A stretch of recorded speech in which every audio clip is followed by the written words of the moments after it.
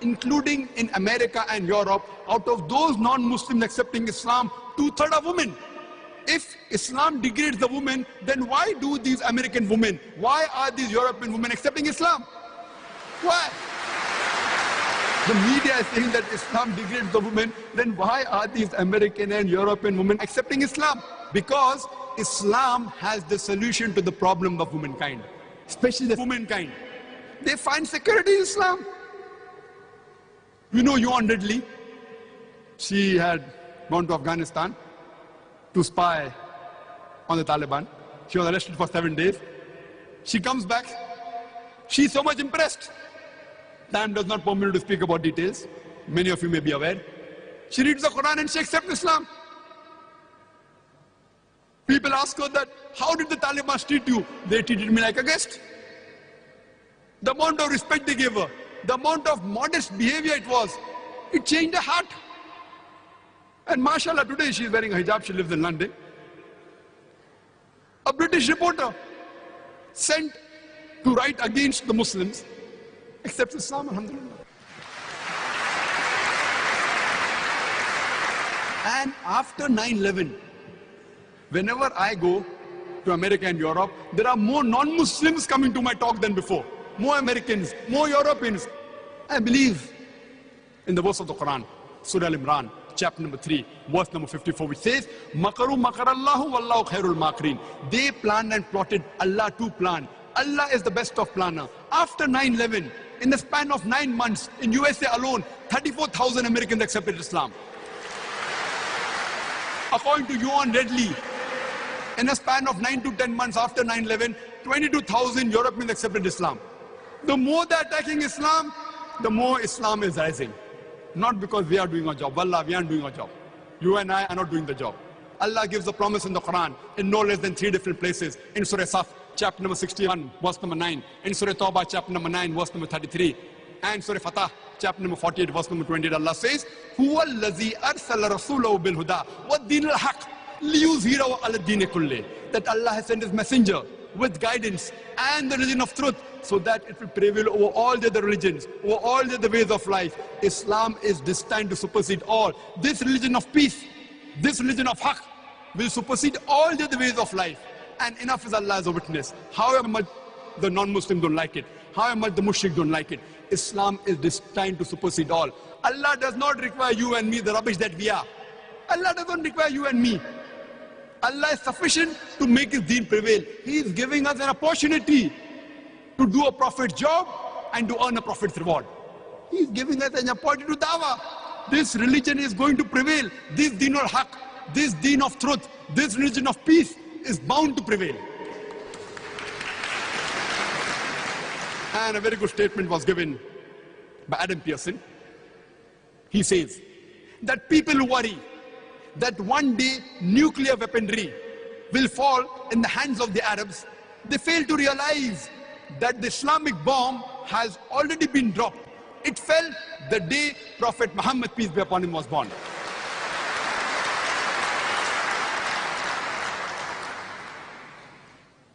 Now let us analyze what does the media say. We'll discuss about each type of media in brief. First, regarding the print media. According to an article which came in the Time magazine, on 16th of April, 1979, written by a Christian, he writes that more than 60,000 books have been written against Islam in the span of 150 years. From 1800 to 1950, more than 60,000 books have been written against Islam. If you calculate, more than one book is written every day. More than one book is written every day against Islam and against the Prophet. And after 9/11, this has reached epidemic levels. Every day, several books are written against Islam. And we Muslims, what are we doing? These Christian missionaries, they are spreading. They are doing their job. They are printing literature and distributing. Here we have one sample. This is, I asked an Arab sheikh in my last trip, what is this? He read Allah Muhammad. But if you read very carefully, it is not Allah Muhammad, it is Allah Muhabba, which means God is love. It is a quotation of the Bible from the first epistle of John, chapter number 4, verse number 16.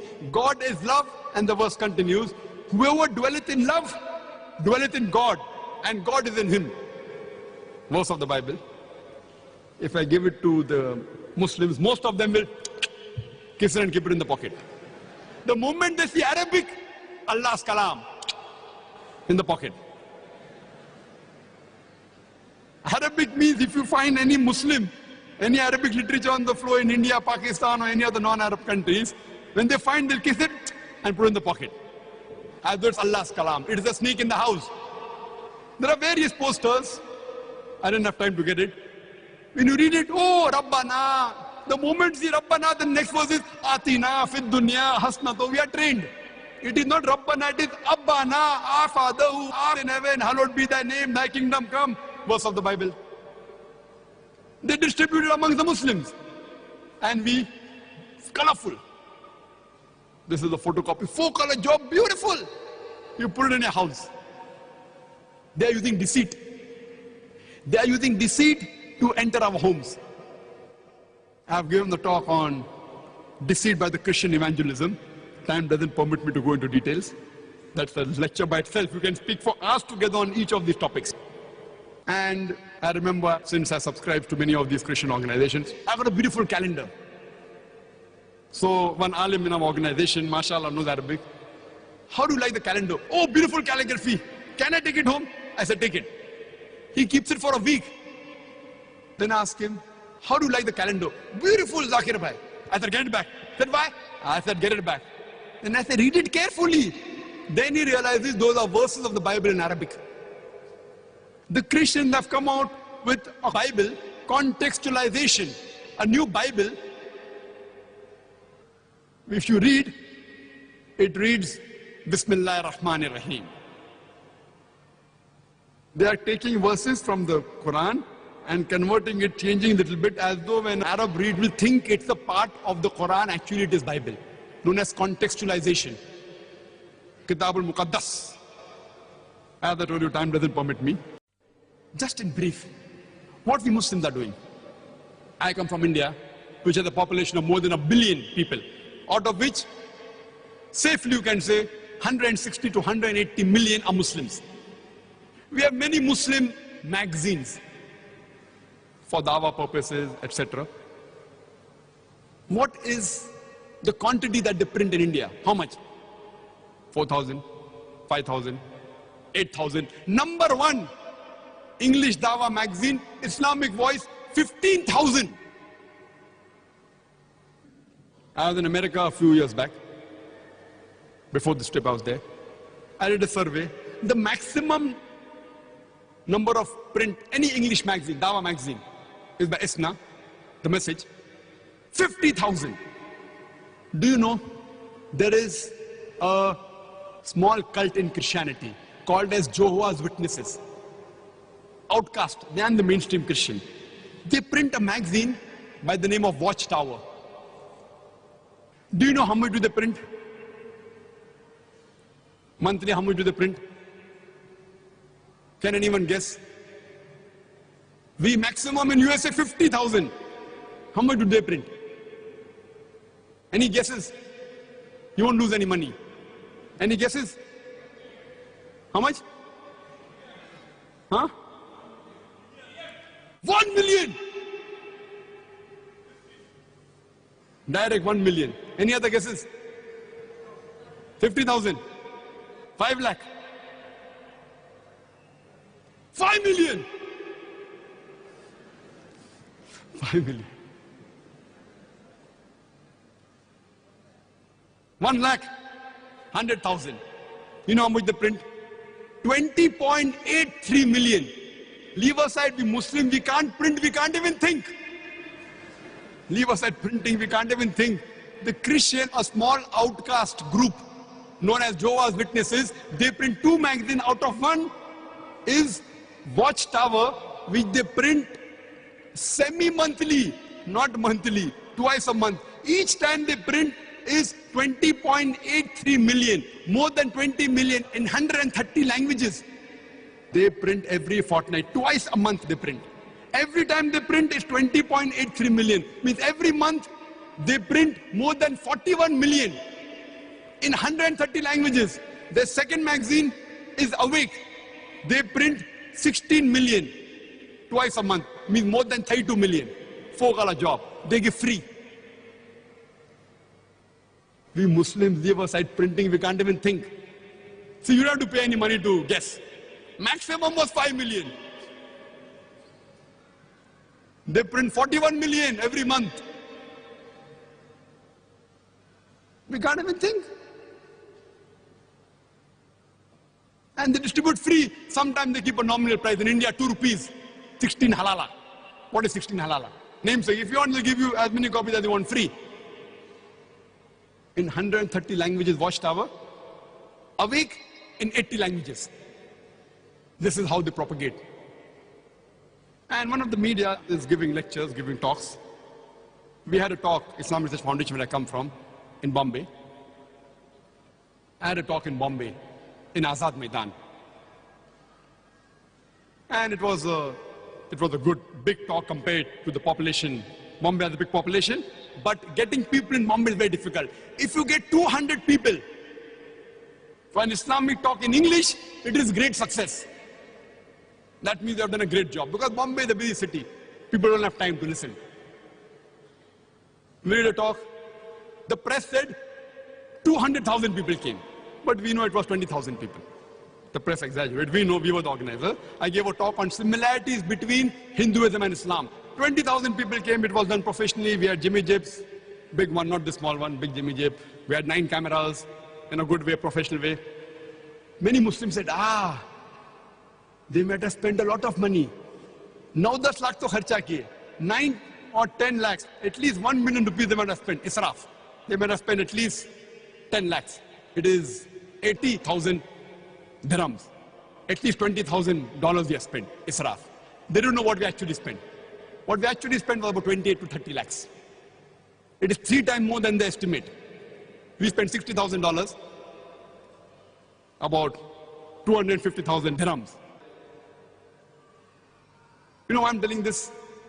Immediately 2 weeks after that, Benny Hinn. Who has heard of Benny Hinn? He's an American Christian speaker. He's an American preacher. How many people have heard of Benny Hinn? Raise your hand. Benny Hinn. Hardly 40, 30 people may have raised their hand. In an audience of about 8 to 10,000 people here, more than 8,000 people, only 20, 30 hands I can see who have heard of Benny Hinn. Unknown. Very popular person. Even I did not know Benny Hinn till he came to Bombay. He comes to Bombay and 6 weeks after our talk, he has 3 lectures on Friday, Saturday and Sunday for 3 hours each. 3 hours each. Friday, Saturday, Sunday. You know how much he spends? People are saying, oh, Dr. Zakir, like $20,000 he spent. Actually, we spent $60,000. If they come to know, they will blame me more. Israf. You know how much he spent? How much? Now I left silent. He spent $5 million. Only for 9 hours, $5 million in the city of Bombay. What a budget they have. $5 million. The press said that more than 2 million people came, but actually less than 100,000 people came. Even getting 100,000 people in Bombay, out of which more than 50% were non-Christians. I went to attend that program. They had these Jimmy Jibs. They had Jimmy Jibs flown from America. 9 American people came 2 weeks to 1 month in advance to prepare for the talk. 1 month staying in a 5-star hotel. A white American. He comes 3 days in advance to check the system. They had 32 screens. You know this screen? That bigger screen than this, 32. We had 500 volunteers. We are proud. 500 volunteers. They had 7,000 volunteers. Christians, not even 3% of the Indian population. They're not even 3%. $5 million, they spend more than 20 crore rupees. More than 200 million rupees they spent. Imagine, they flew over the crew. Only for one program, 3 hours, 3 days and he goes back. If you know the budgets of these Christian missionary organizations, on average, it is more than $1 million a day. Jimmy Swaggart, who debated with Sheikh Ahmed Didat, he required more than $400 million annually to keep his head above water.